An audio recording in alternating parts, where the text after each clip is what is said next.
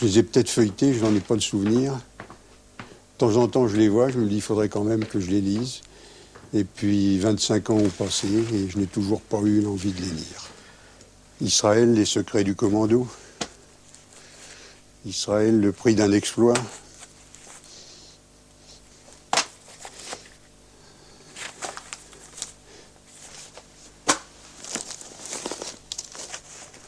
Bah écoutez, je vais les laisser sortir, puis je les regarderai. Voilà, Amin Dada, tiens, les otages d'Amin Dada.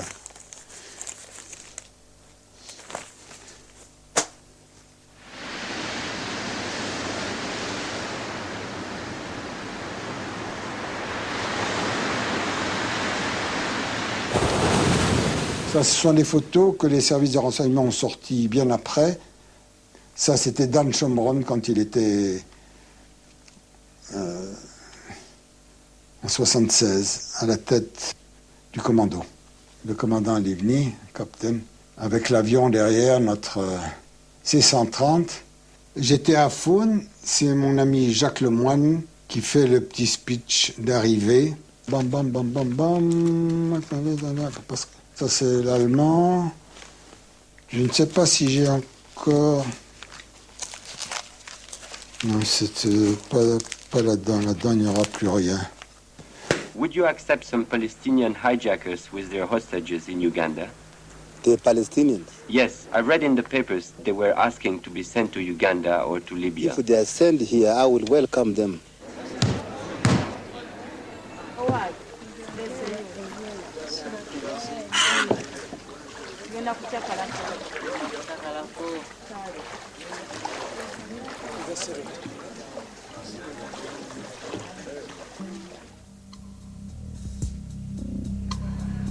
Le vol AF-139 d'Air France quitte l'aéroport Ben Gourion Tel Aviv à destination de Paris. À son bord, 256 passagers et les 12 membres d'équipage. Parmi les 58 nouveaux passagers qui montent à l'escale d'Athènes, un couple d'Allemands, Wilfried Böse et Gabriel Kroscher-Tiderman, 2 anciens de la bande Abadère, ainsi que 2 Palestiniens, Latif Abdal-Razak et El Arja Jail Naji.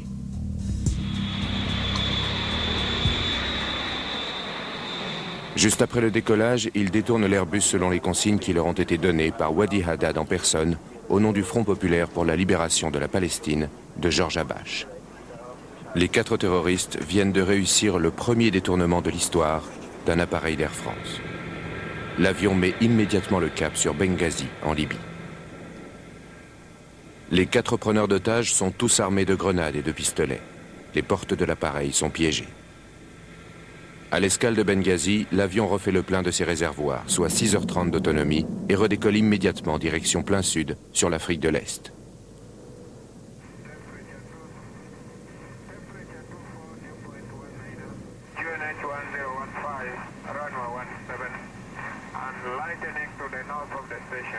À 3h30 du matin, le commandant de bord, Michel Bakos, demande à la tour de contrôle d'Entebbe en Ouganda l'autorisation de se poser. C'est à ce moment qu'entre en scène un des personnages les plus hauts en couleur de l'histoire africaine contemporaine. Son Excellence, le président à vie, maréchal docteur El Hadj, Idi Amin Dada, Victoria Cross, Grande Croix de la valeur militaire, vainqueur de l'impérialisme britannique en Ouganda et dans tout le reste de l'Afrique, seigneur de toutes les bêtes de la terre et de tous les poissons de la mer.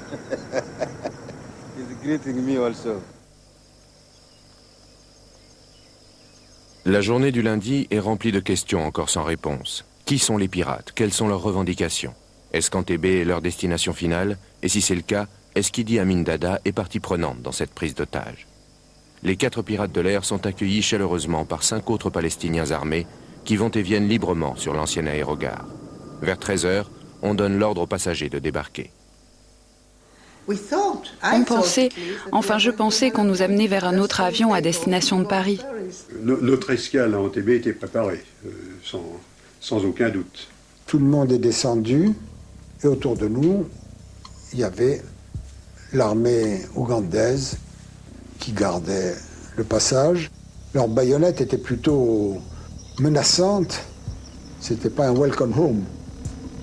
En effet, plus d'une centaine de soldats ougandais ont pris position autour de l'avion français et de l'ancien terminal.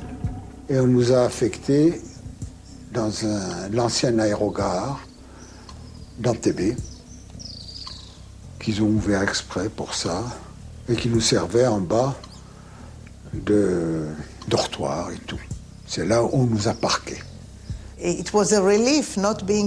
C'était un soulagement de ne plus être en l'air. Mais là, on se retrouvait dans une pièce, sale, à l'abandon, trop petite pour 256 personnes. Et tout recommençait à zéro.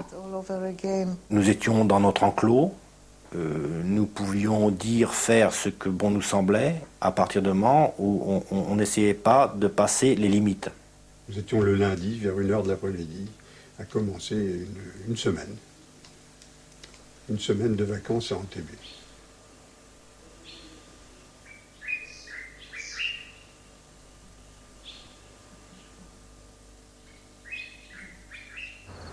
Jérusalem. Depuis la veille, on est sous le choc. Le gouvernement siège sans désemparer autour du Premier ministre Yitzhak Rabin.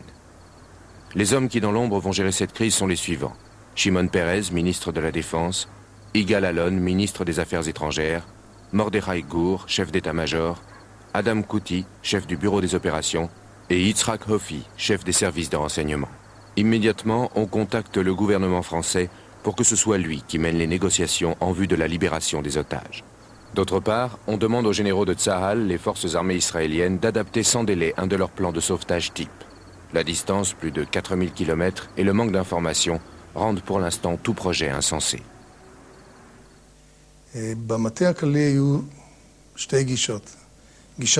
À l'état-major, on a envisagé dès le départ deux hypothèses. On estimait que Idi Amin ne collaborait pas avec les preneurs d'otages. Dans ce cas-là, une force restreinte suffirait pour arriver sur place, éliminer les terroristes, et avec l'aide d'Idi Amin, tout le monde aurait été libéré à la satisfaction générale.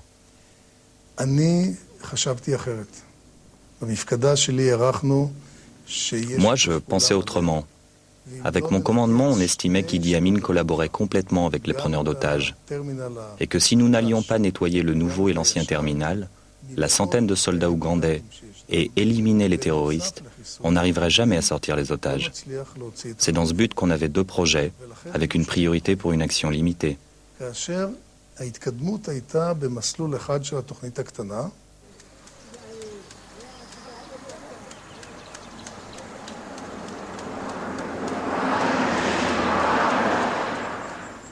Si une opération militaire est si vite envisagée, c'est que l'Ouganda est certainement le pays d'Afrique que les Israéliens connaissent le mieux. Retour en arrière. 25 janvier 1971.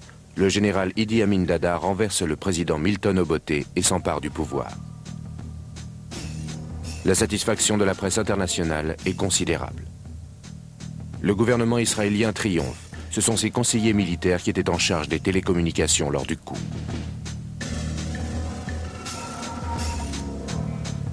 Il faut dire que les relations entre les deux pays sont excellentes. Dès l'indépendance, en 1962, les Israéliens sont présents dans le pays à travers des sociétés qui exécutent des contrats importants, dont, ironie du sort, une extension de l'aérogare d'Entebbe. Des centaines de conseillers militaires vont se succéder pendant près de 10 ans pour former l'armée ougandaise. Idi Amin se rend à Jérusalem et promet d'y ouvrir une ambassade. Il se verra décerner, par pure complaisance, des ailes de parachutiste. En effet, ses genoux déformés par la goutte l'empêchent de sauter. La lune de miel va se gâter assez vite. Amin, qui a déjà obtenu des tanks saisis à l'Égypte pendant la guerre des 6 jours, réclame maintenant des avions de chasse fantômes pour réaliser un de ses projets les plus fous. Bombarder Dar es Salaam, la capitale de la Tanzanie, et donner à l'Ouganda son propre débouché sur l'océan. Les Israéliens refusent et commencent à trouver l'homme dangereux. En mars 1972, au retour d'une visite de Tripoli en Libye, Amin renverse totalement sa politique étrangère et expulse tous les Israéliens. Les Soviétiques et les Palestiniens prendront la relève.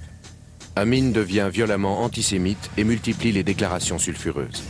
Hitler a bien agi en exterminant 6 millions de Juifs, dit-il dans un télégramme à Yasser Arafat à la suite de l'attentat de Munich en 1972. But is it true that you said Hitler didn't kill enough Jews during the war?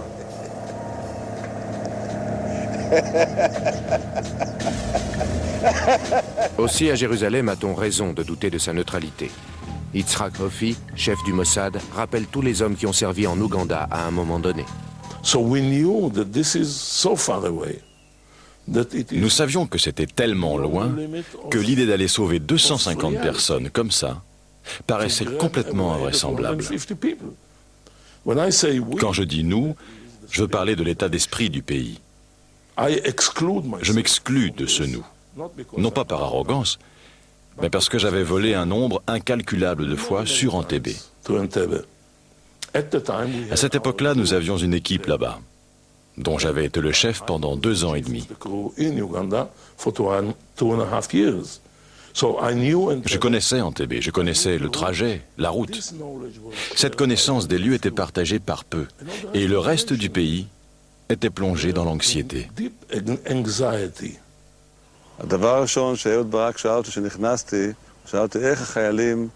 La première chose qu'on m'a demandé en arrivant à l'état-major concernait le niveau militaire des soldats ougandais.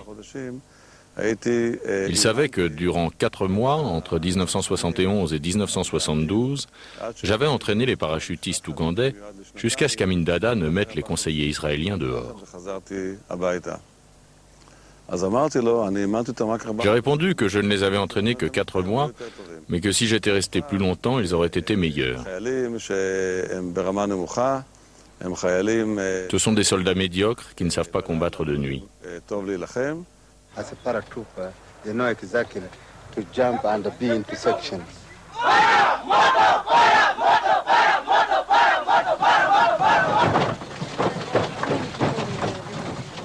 I can't tell you because it is confidential in any country. Cannot tell you the strength of the army.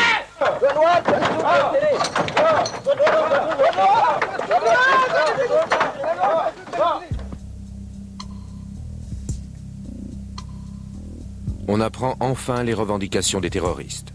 La libération de 53 Palestiniens ou pro-palestiniens prisonniers à travers le monde. Ils fixent un ultimatum au jeudi 14h. Le président Giscard d'Estaing demande au gouvernement français de lancer auprès du président ougandais une offensive diplomatique de grande envergure via l'ambassadeur sur place, M. Renard, et un envoyé spécial du ministère des Affaires étrangères. Amin Dada nous a dit que la situation était très sérieuse. Il insistait là-dessus. Il avait un visage assez dur, préoccupé. Il était effrayant en réalité. C'était un boxeur, poids lourd, avec un visage qui n'était pas avenant. Il parlait d'une manière brève, incisive, moins pour négocier que pour nous impressionner. Le fond de son discours était « on va vous poser des conditions, acceptez-les. Sinon, vous ne savez pas où vous irez, et en tout cas, moi, je ne vous sortirai pas d'affaire. » De son côté, Amin ne doit pas être mécontent des rebondissements de cette affaire qui le propulse encore une fois sur le devant de la scène internationale. En attendant, il a fait boucler l'ancien terminal et il est le seul à pouvoir rendre visite aux otages. Il le fait quotidiennement. C'était, je dirais, un peu un cirque, parce qu'il est venu avec déguisé en maréchal ou en général, je ne sais trop quoi, de l'armée de l'air, avec son fils, qui était haut comme 3 pommes, qui était lui aussi déguisé en militaire, et avec son épouse. Il est venu me rendre visite. Moi, je suis resté en arrière. Je ne faisais que regarder, je ne lui ai jamais adressé la parole. Il nous a fait un petit speech de welcome, un cinéma, quoi. En gros, on s'occupe de vos affaires. Voilà. Mais alors, côté sadique du personnage, mais alors n'essayez surtout pas de vous échapper parce que mes soldats sont autour et si vous tentez de vous échapper, ils vont vous tirer dessus. Alors nous le voyions également, nous l'avons vu un jour avec un grand chapeau de cow-boy, il me semble, puis il y a eu une journée également avec un superbe costume anglais, rayure, classe. Nous avons eu une démonstration de la force armée d'Amin Dada par l'intermédiaire de ces 2 MiG qui, pendant une bonne demi-journée, pour pas dire une journée, ont fait des va-et-vient devant l'aéroport, les pilotes nous regardant pour bien voir qu'on les remarquait. et peut-être afin d'intimider, de nous intimider. Mais malheureusement, il n'y en avait que 2. C'était les mêmes numéros quand même. Donc ça faisait plus partie de l'opérette que de la force de dissuasion. Malgré tout, dans le hall d'Entebbe, la vie des 256 otages s'organise. En fin d'après-midi, les terroristes décident d'ouvrir une deuxième salle. Après sélection, seuls les otages juifs et israéliens sont appelés. C'était un sentiment très humiliant. Il y avait une espèce de madrier en travers du passage séparant les 2 salles et il fallait passer en dessous quand votre nom était appelé et après qu'on vous ait fouillé.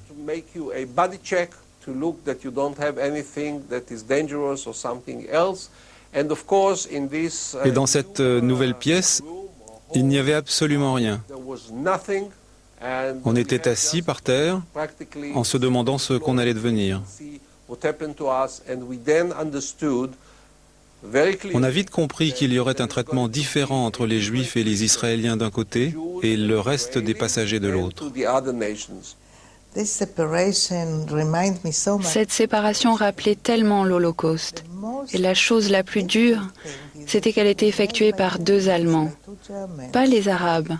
Les terroristes arabes n'y ont pas pris part. L'Allemande appelait les noms et tous les Israéliens et les Juifs devaient aller dans cette nouvelle pièce, qu'on a appelée la pièce israélienne. Voilà maintenant plus de 48 heures que les militaires travaillent à l'élaboration d'un plan pour libérer les otages. Ils savent que pour monter un tel raid, il faut beaucoup de temps. Il semble peu probable que l'armée soit prête avant l'ultimatum fixé. Il faut donc continuer dans la voie des négociations. Incertitude imposée par les circonstances, il semble bien qu'Israël va être amené à négocier la libération de ses otages.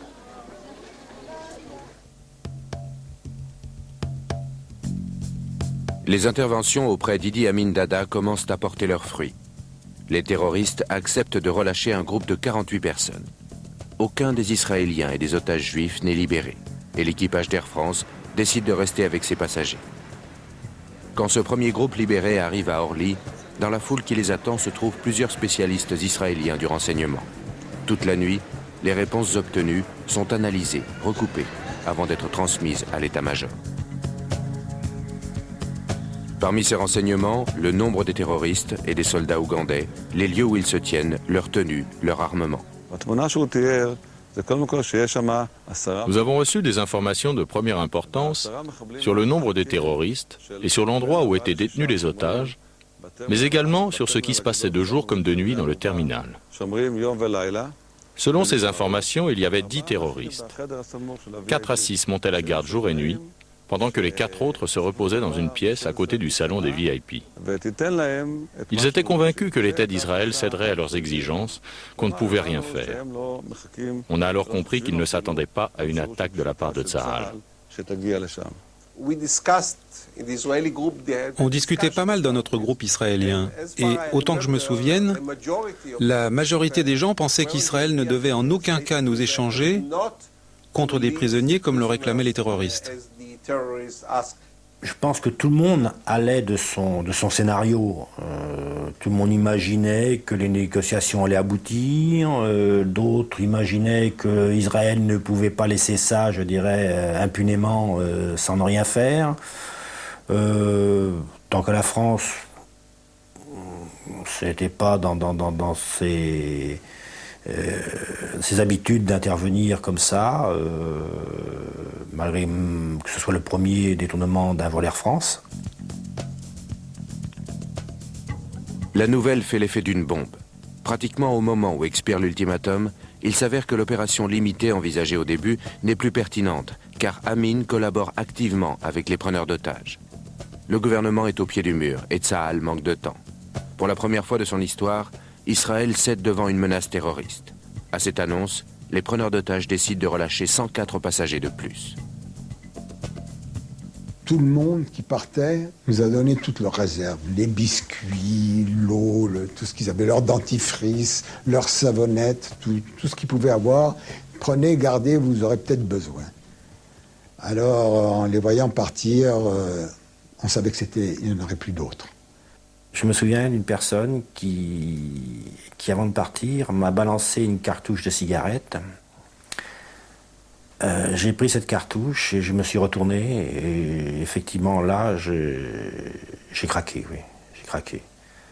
Parce que je sentais que vraiment, pour les preneurs d'otages, les Occidentaux étaient partis, il ne restait que des Israéliens et j'étais assimilé aux Israéliens avec les 12 ou 16 personnes, 12 ou 16 Occidentaux restants. Et que là, la fin pouvait être tragique, réellement tragique. Les terroristes repoussent leur ultimatum au dimanche 14h. Ce nouveau délai de 72 heures est assez long pour que les généraux israéliens reprennent sur le champ les plans qu'ils viennent juste d'abandonner.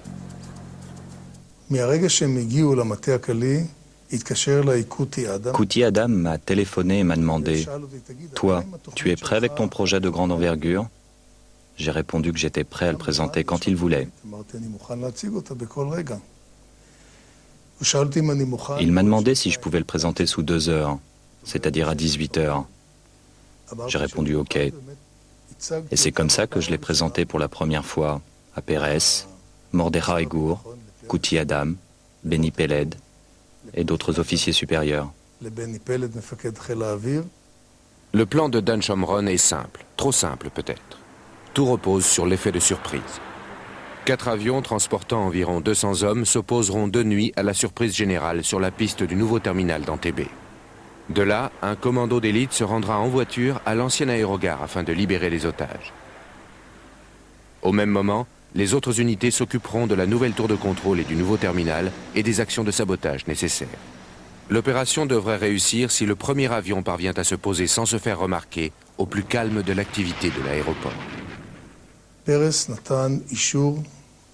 a donné son aval au plan, mais c'était le gouvernement qui devait donner l'accord final. On était le jeudi soir et nous n'avions qu'1 jour pour l'entraînement. Durant la nuit, je devais rassembler toutes les forces du Golan, du Negev et du Sinaï. Nous n'avions que le vendredi pour l'entraînement, car on devait absolument décoller le samedi. Dans la nuit, Idi Amin Dada s'envole pour le 13e sommet de l'Organisation de l'Unité africaine qui se tient à l'île Maurice. Depuis l'année précédente, il est le président de l'organisation. Dans son discours d'ouverture, il dit ceci. « Lorsque les otages ont appris que je devais les quitter pour venir ici, ils ont pleuré, vous savez. Je n'ai pas dormi de 3 jours avec cette affaire. J'ai téléphoné plusieurs fois à Tel Aviv. Mais j'aime les problèmes. Ça fait fonctionner mon cerveau. » L'attitude du président ougandais dans le détournement est le sujet embarrassant de toutes les conversations de couloir de ce sommet. À Entebbe, les 109 otages restants sont regroupés dans la même salle.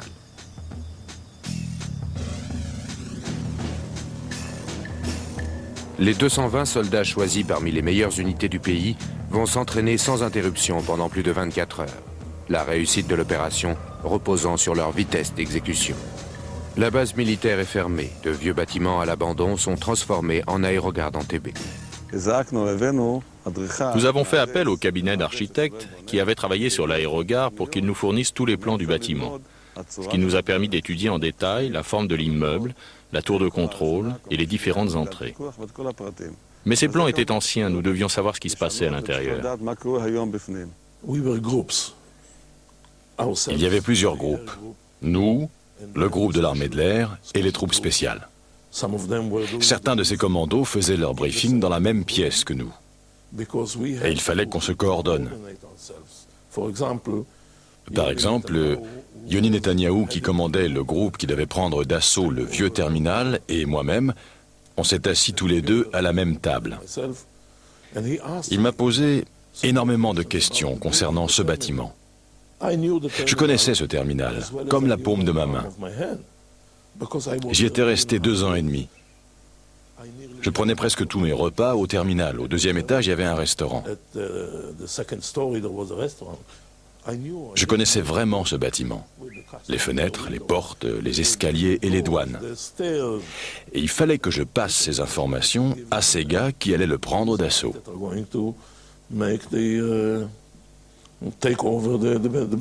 הכוח שלנו, שהיה צריך להשתלט על הטרמינל החדש Mon groupe devait prendre d'assaut le nouveau terminal et s'assurer qu'aucun obstacle ne s'opposerait à l'unité principale de Yoni Netanyahou, qui devait prendre d'assaut l'ancien terminal où étaient enfermés les otages et les terroristes.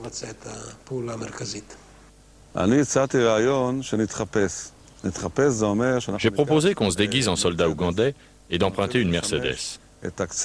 C'étaient des Mercedes qui servaient à transporter les officiers supérieurs de l'armée ougandaise, les ministres et Idi Amin lui-même. Lorsqu'un soldat apercevait une Mercedes, il savait qu'il y avait à l'intérieur quelqu'un d'important et qu'il devait se mettre au garde à vous et saluer. C'est-à-dire qu'il avait du respect pour une Mercedes. J'ai aussi proposé de nous procurer 2 Land Rover, des véhicules utilisés par l'armée ougandaise. Tout ça pour pouvoir arriver de nuit, plein phare, avant que les soldats ougandais ne nous reconnaissent. Alors on aurait fait irruption et liquidé les terroristes.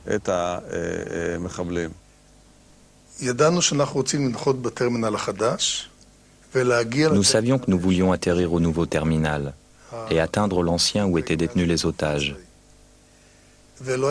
Mais on ne savait pas où se trouvait la liaison entre les deux et comment y arriver. Mais on a appris l'existence d'avions MiG dans l'aéroport.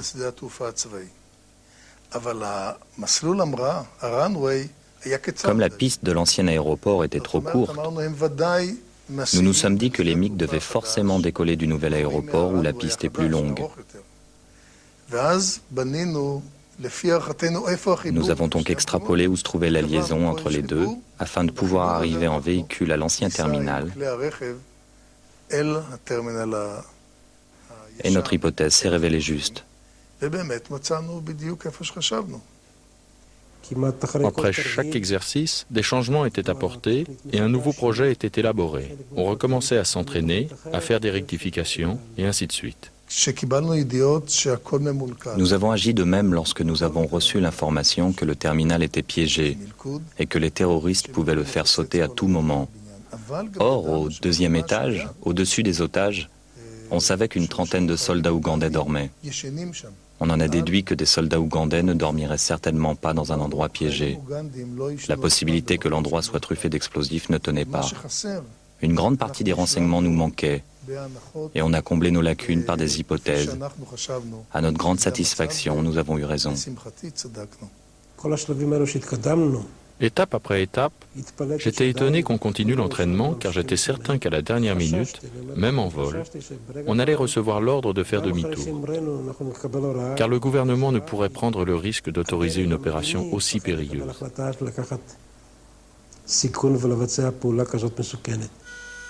C'est parce que le projet paraît complètement invraisemblable que l'on pense qu'il a des chances de réussir. À Entebbe, l'atmosphère est bien moins bonne que les jours précédents. 80% des otages restants sont victimes d'une intoxication alimentaire. Plus d'eau dans les toilettes, plus d'eau pour se nettoyer, plus de papier. Et quand, vers la fin de la nuit, je me suis réveillé, j'ai vu tout le monde debout. Tous les stewards, les hôtesses qui assistaient des gens malades, les water qui débordaient de partout. Situation extrêmement préoccupante. Et on se sentait si triste. Et Shabbat arrivait. Il y avait des personnes religieuses parmi nous qui n'avaient fait que prier pendant toute la semaine. Nous ne sommes pas religieux. Mais dans cette situation, loin de la maison, Shabbat vous manque. J'enviais ces gens qui pouvaient prier, demander à Dieu une libération rapide et c'est tout. Ce vendredi soir, on a allumé 2 allumettes comme symbole des bougies. Et vous pouvez voir que depuis, tous les vendredis soirs, j'allume toujours 2 bougies. Les relations se faisaient de plus en plus étroites, tant psychiquement que physiquement. Il y avait vraiment on était tous dans la même galère, on avait la même sensation de vivre quelque chose qui n'était pas sous notre contrôle, mais il fallait qu'on se tienne les coudes. L'opération n'a toujours pas reçu de feu vert du gouvernement. Mais il est clair que si les avions ne décollent pas maintenant, toute la mission est compromise. En effet, il ne reste qu'une nuit avant la fin de l'ultimatum, et de plus, Idi Amin doit rentrer ce soir-là. Après son retour, la vigilance des soldats se relâchera.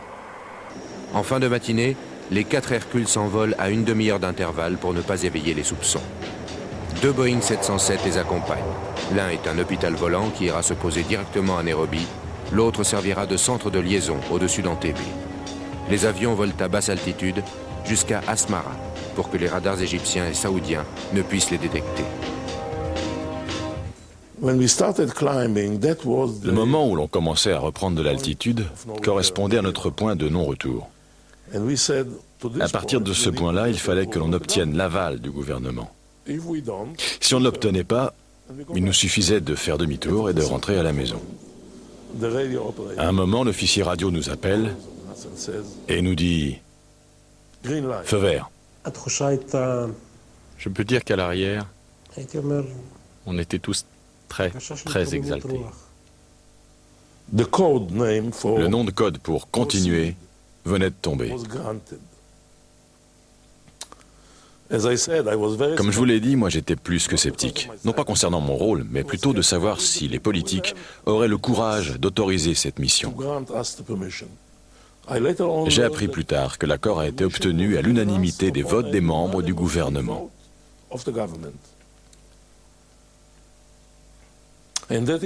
C'est pour ça que je pense que c'est à ces gens-là que doivent revenir toutes les félicitations du succès de cette opération.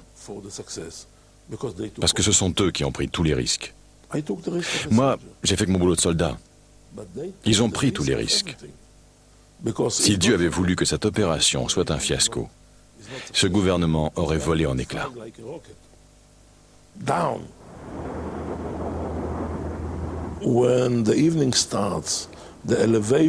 Quand la nuit tombe en Afrique, l'élévation de l'air chaud crée des nuages. Des nuages énormes avec de fortes charges électriques à l'intérieur. Et c'est comme voler entre des explosions.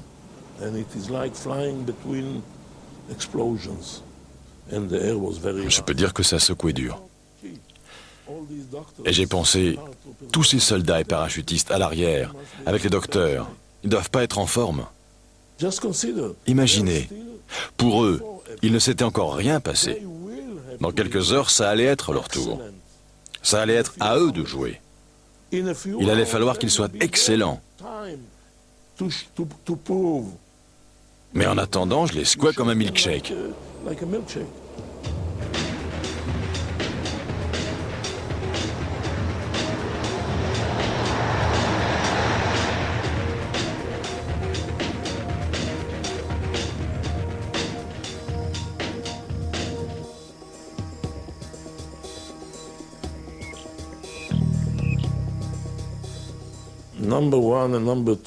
Numéro 1 et numéro 2 ont atterri l'un derrière l'autre, avec toutes les aides à la navigation et les lumières de la piste et de l'aéroport allumées.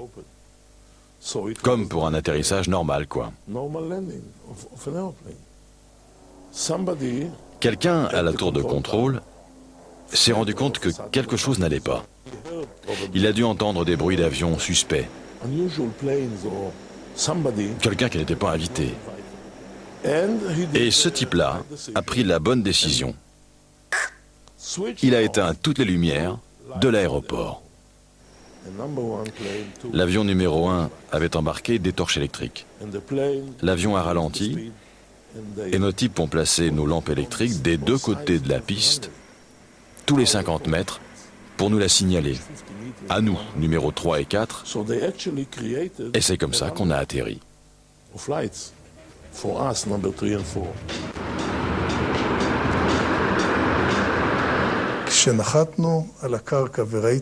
Lorsque j'ai constaté que notre avion avait atterri à la surprise générale et que tout était calme, j'ai dit à mes hommes, « Les gars, nous n'avons pas encore commencé l'opération. Je dis que c'est déjà un succès. » Cette nuit-là était chaude.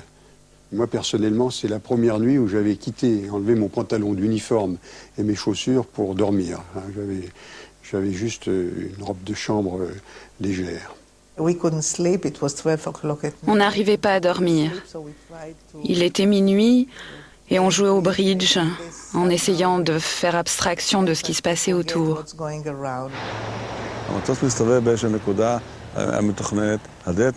La porte s'est ouverte, on a relâché les sangles autour des véhicules, on a descendu la Mercedes, puis les Land Rover. On a conduit à vitesse normale sur la piste. De loin, on voyait le terminal. On était 9 combattants dans la Mercedes. Yoni était assis à mes côtés. Avec mon groupe, nous avons couru vers le nouveau terminal. On s'est arrêté à une courte distance de notre objectif en attendant que l'unité de Yoni atteigne le sien. Soudain, j'ai identifié 2 soldats ougandais. J'ai dit à Yoni, 2 soldats ougandais à ta droite. Tout le monde les observait. Mais mon attention se portait sur l'identification des entrées du terminal par lesquelles nous devions faire éruption, chacun à son entrée. Les 3 premiers avions sont restés sur la piste et le parking du nouveau terminal. Et moi, j'ai continué jusqu'au bout de la piste. Là, j'ai pris la jonction à droite, et encore à droite, sur l'ancienne piste, en direction de l'ancien terminal, sur les traces du commando de Netanyahou.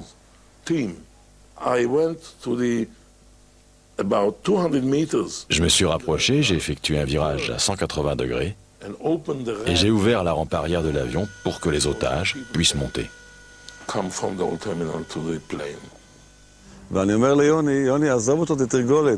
J'ai dit à Yoni, ignore-le, c'est une consigne, il ne va pas tirer sur nous. Yoni a hésité brièvement, mais c'était lui le commandant. Il a donné l'ordre de prendre à droite, et lui et un autre officier du nom de Gouyora ont ouvert le feu en roulant et l'ont touché. Il est tombé, mais il n'était pas mort. On a continué, on est passé à sa hauteur et il s'est relevé. Le groupe de derrière a compris ce qui se passait. L'unité dans la Land Rover derrière nous a identifié le soldat. Un des nôtres a décidé de sa propre initiative d'ouvrir le feu avec une Kalachnikov sans silencieux. À ce moment-là, on avait perdu l'effet de surprise. Un coup de feu. Des cris et ce bruit des culasses de nos 4 gardes palestiniens, des culasses qui s'arment et immédiatement la fusillade, la guerre. Notre première réaction a été de penser que c'était soit les Ougandais qui avaient décidé de passer à l'action, soit les terroristes qui commençaient à nous tuer. Il m'est passé dans la tête une autre idée. C'est Amin Dada qui se fait un safari de blancs, qui nous attaque. Puis le lendemain, à la face du monde, il dit « J'ai voulu les sauver, mais ça n'a pas été possible, il y a eu des malentendus. » Enfin bref.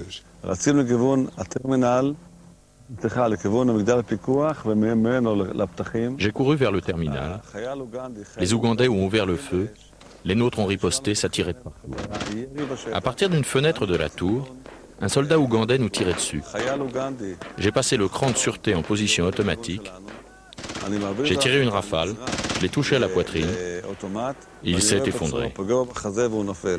On a réagi, les Israéliens ont plutôt réagi en disant ils viennent nous libérer.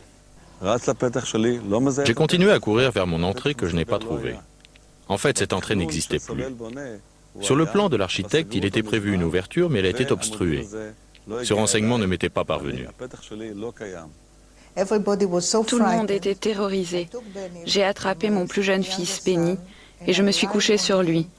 Et là, ça a commencé à tirer dans tous les sens, au-dessus de nos têtes, partout, et aussi des bombes. C'était infernal. Beaucoup sont venus dans l'endroit où j'étais, parce qu'on était un peu à l'abri, on était à part. Tout le monde s'est précipité vers la salle où on se lavait les mains, la salle des toilettes et des douches. Et là, j'ai poussé les cris, j'ai dit, surtout par terre. Un Palestinien que l'on appelait le Péruvien, type qui avait l'air apparemment sympa mais qui ne l'était pas, et qui balance une grenade parmi nous. Et c'était vraisemblablement une grenade au phosphore. Car tout s'est mis à brûler. Ma couverture sur mes pieds, à un moment donné, brûle. Bon, alors avec mes pieds, je tentais de l'éteindre, mais à 1 mètre au-dessus, passaient des balles. Et ça m'a paru très long, ça, très très long. J'ai cherché la prochaine entrée et j'ai vu un terroriste sortir. Immédiatement, j'ai tiré une rafale afin qu'il baisse la tête et qu'il ne touche pas le groupe qui courait derrière moi.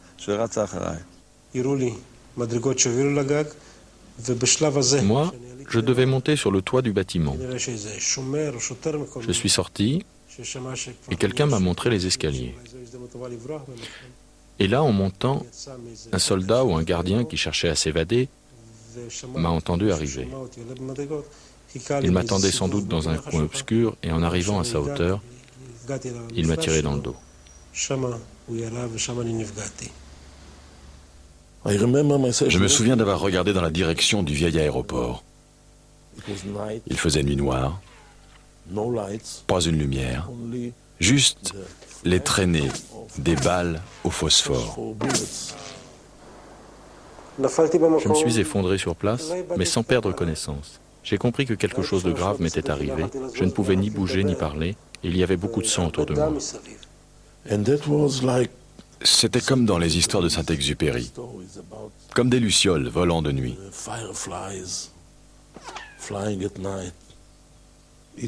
Une scène d'un autre monde. Là, je me suis dit, mon vieux, tu vis tes dernières minutes hein, avec cette sérénité, sans excitation, sans rien. J'avais dans la tête qu'une seule chose. Je veux être tué tout de suite et surtout ne pas souffrir. J'avais déjà trop souffert. Et peut-être qu'en m'allongeant sur mon fils, j'allais le sauver d'une façon ou d'une autre. J'ai demandé, si Dieu existe, qu'il fasse que je ne sois pas touché par une balle. Pas moi, en tant que personne. L'appareil. Un avion est rempli de milliers de mètres de fils électriques, de câbles, de pompes hydrauliques, de réservoirs d'essence. Une seule balle de 7,62 de rien du tout. Et toute cette opération tombe à l'eau. Et notre Allemand était là, collé contre le poteau en ciment, une Kalachnikov, ça se reconnaît, dirigée vers nous. Alors, je me suis souvenu de ce qu'il m'avait dit. S'ils viennent une nuit vous libérer, nous les entendrons, on aura le temps de tous vous tuer. Alors là, j'ai compris que j'étais mort. Je lui ai fait un signe de tête, il se voulait quoi, un signe interrogateur. Dans ma tête, à ce moment-là, en fulgurant, c'est passé une chose, c'est le revoir à ma famille, le revoir à ma vie. Ça va très vite dans ces cas-là. Un des soldats, Amir, a doublé tout le monde en pensant que suite à la confusion, son groupe était déjà entré. Il a fait irruption le premier, puis Amnon, moi et un autre combattant. C'est-à-dire qu'en fait, 2 groupes étaient entrés par la même porte. Je ne le lâche pas. Et je me souviens très bien de ses yeux bleus et ça dure. Et puis il me fait... Vous restez couchés. Et puis nous nous regardons comme ça. Et à un moment donné, il tombe. Amir a ouvert le feu le premier sur un terroriste qui avait tiré une rafale sur les otages et il l'a tué. Amnon, l'officier du groupe, a tiré sur l'Allemand et l'Allemande qui étaient juste à l'entrée. Quelqu'un a dit « Hé les gars, il y a des soldats israéliens ici ». J'ai levé un petit peu la tête et j'ai vu un soldat. Avec un petit bonnet blanc sur son casque, c'est le soldat qui venait de le tuer. C'est le premier soldat israélien qui est entré par l'autre porte et qui l'a tué.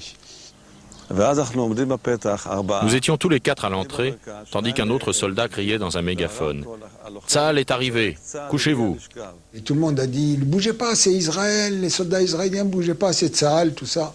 Personne ne bougeait, personne n'avait envie de se lever. Il faisait pas bon de se lever à ce moment-là. Malgré les annonces, un des otages a sauté vers nous. On a pensé que c'était un terroriste et on l'a tué sur le coup. Le mégaphone continuait son annonce « Couchez-vous, couchez-vous !» Et à ce moment-là, un terroriste s'est levé avec une arme. Amnon et moi avons tiré chacun une balle et on l'a abattu.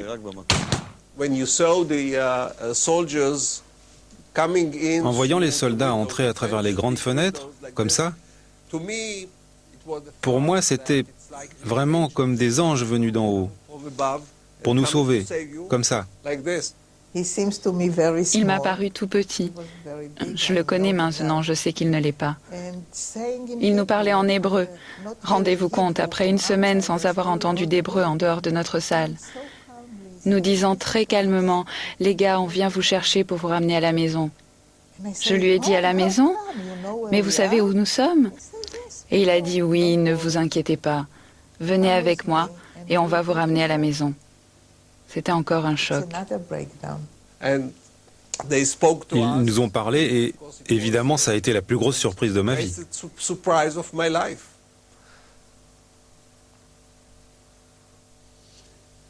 Il n'avait pas voulu me tuer. Et pourquoi? Je me suis dit après, mais pourquoi est-ce qu'il ne m'a pas tué? Eh bien, sans doute le syndrome de Stockholm à l'envers. On avait cohabité, si j'ose dire, collaboré pendant une semaine. Je lui avais rendu un certain nombre de services. On avait plaisanté ensemble. Donc, s'il ne m'a pas tué, c'est qu'il lui est resté une bribe d'humanité. À ce moment-là, j'ai eu l'information que dans le terminal, tous les terroristes étaient morts. J'ai appelé Yoni et je lui ai dit « Yoni, la mission est terminée ». J'ai entendu Tamir, l'officier radio qui se trouvait à côté de lui, crier dans la radio « Mouki, Yoni est touché. Mouki, Yoni est touché. » J'ai avisé mes gars que je sortais et j'ai vu Yoni Netanyahou effondré sur l'asphalte, sans connaissance.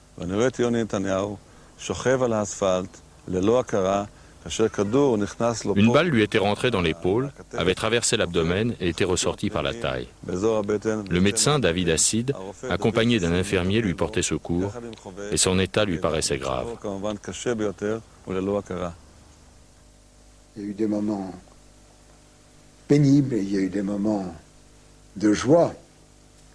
Quand un officier israélien dit « Come on, allez debout, levez-vous, mettez vos chaussures, on rentre à la maison. » On pouvait à peine marcher. Il y avait une voiture militaire dehors qui emportait les blessés et les morts. Yoni était dedans. Nous, on était à pied. Tous les militaires ont réintégré, ont pris le temps de récupérer tous leurs blessés, leurs morts, leurs véhicules, ne voulant laisser aucune trace. C'était extraordinaire, je dirais, c'était table rase. Hein. On nous a tous poussés à l'intérieur et dans cet avion il y avait aussi des blessés, des morts de notre groupe et de celui des soldats. Des médecins s'affairaient, tout le monde était mélangé. Je me souviens du commandant Bakos qui regardait dans tous les sens, à la recherche de son équipage qu'il ne trouvait pas. À ce moment-là, le chef de cargaison m'appelle à la radio et me dit « Commandant, j'ai en face de moi un type avec une chemise blanche et 4 galons dorés. Je crois que c'est le commandant de bord de l'avion français. Et il dit qu'il veut vous faire passer un message. Il ne montera pas à bord si on ne lui assure pas que tous les passagers ont bien été embarqués. » Très gentil de sa part. J'ai dit au chef de cargaison, foutez-lui votre pied au cul et montez-le à bord. Mais dites-lui merci, oui, on a compté et recompté, et tout le monde est à bord. 93 civils, 2 morts civils, 12 médecins, 16 commandos, 1 mort, 1 blessé, plus 2 femmes, 4 enfants et 3 blessés. Quand je suis rentrée dans l'avion, je me suis effondrée. C'était trop après cette semaine. Et je me trouve complètement abasourdi, assis sur je ne sais quoi. Je me rends compte qu'à mes pieds, un militaire est là, allongé, sans vie. Les portes se ferment et l'avion commence à rouler. Alors des grands coups de moteur, des grands coups de frein, et ça roulait, ça roulait vite, quoi. Mais ça m'a aussi paru d'éternité. Puis, et l'avion décolle. Sans me soucier de la direction du vent, je suis arrivé de la jonction avec la vieille piste, j'ai tourné à gauche, ouvert les gaz à fond et décoller.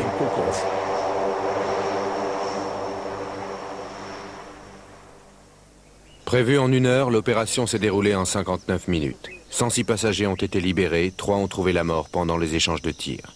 Du côté du commando, on ne dénombre qu'une victime. En 3 minutes, tous les terroristes présents sont abattus. 30 soldats ougandais sont tués pendant les combats. Tous les MiG de l'armée de l'air ont été détruits au sol. Un 4e otage, Madame Bloch, disparaît le lendemain de l'hôpital Mulago de Kampala, où elle avait été transférée plus tôt dans la semaine. On ne la reverra jamais.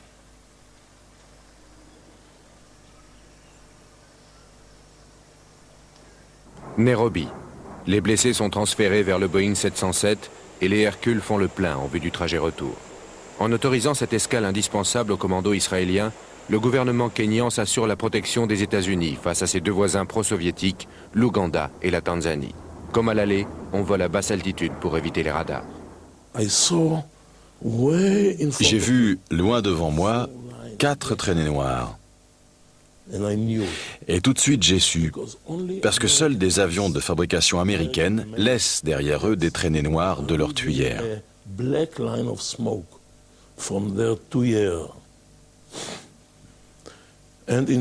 Et en effet, c'étaient 4 fantômes des forces aériennes israéliennes qui venaient à notre rencontre pour nous protéger. Les moteurs ont monté en régime, l'avion a pris de l'altitude. Alors là, j'ai compris que si nous quittions l'altitude de 100 pieds ou de 150 pieds où nous nous tenions, c'est que nous étions dans un espace aérien israélien. Les hurrahs ont pris le dessus, et là on a senti vraiment que les militaires, c'était la terre promise. Même pour moi.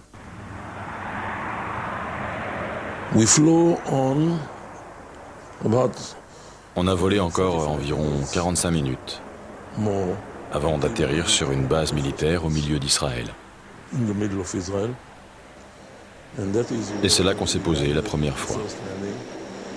Nous avons été reçus par le Premier ministre Yitzhak Rabin, Pérez, et puis une partie des officiers de l'état-major de Tsahal. Quand on est descendu, le Premier ministre était sur le côté. Je n'arrive pas à comprendre. Il avait tellement de choses à gérer à ce moment-là, l'opération, les soldats, et Yoni qui était mort. Comment pouvait-il penser à nous? Tout ça parce que le père de mon mari, Uzi, un vieux monsieur de 70 ans, était allé le voir dans son bureau et l'avait sermonné très fortement sur le fait qu'il fallait faire quelque chose. Un échange de prisonniers, n'importe quoi, mais qu'il fallait faire quelque chose pour qu'il ne perde pas toute sa famille. Et Rabin était là, et quand il nous a vus, il a dit « Il faut que je vous transmette les salutations de votre père. Je voulais juste savoir si vous, Sarah, Uzi et les enfants allaient bien. » Et on a éclaté en sanglots.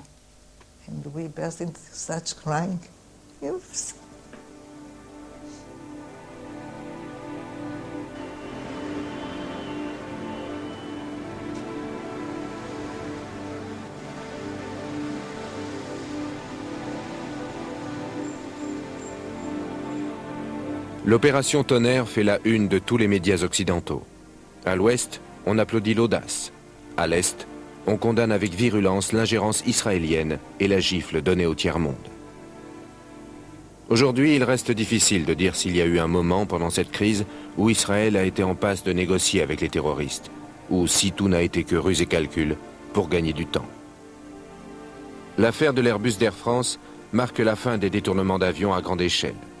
Après Entebbe, ils ne deviendront qu'épisodiques.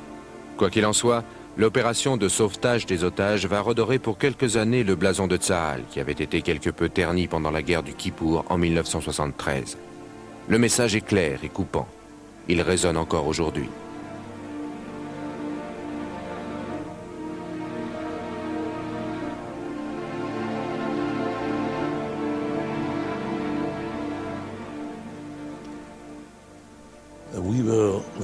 On était crevés à cause de la tension du vol. Mais on a réussi à nettoyer l'avion. Et quand les passagers sont revenus, ils ont insisté pour que ce soit nous qui les emmenions vers leur destination finale. l'aéroport Ben Gourion à Tel Aviv où tout avait commencé.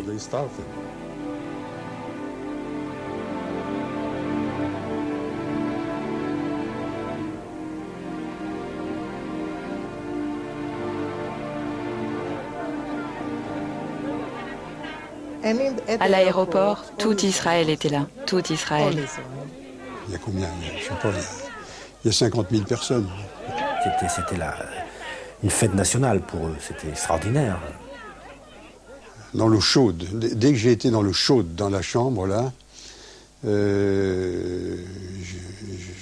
j'avais pris le téléphone, j'arrivais pas à avoir la communication avec ma femme, j'ai pris le téléphone, je l'ai eu au bout du fil, et là, je lui ai dit, écoute, je suis là, je suis en vie, mais je me suis mis à pleurer comme pas possible. Je pleurais pas, mais enfin, ça n'était pas des sanglots, ça coulait de partout, quoi. J'étais avec ce téléphone dans l'eau chaude, et puis je disais, écoute, je suis en vie, je pleure, et puis...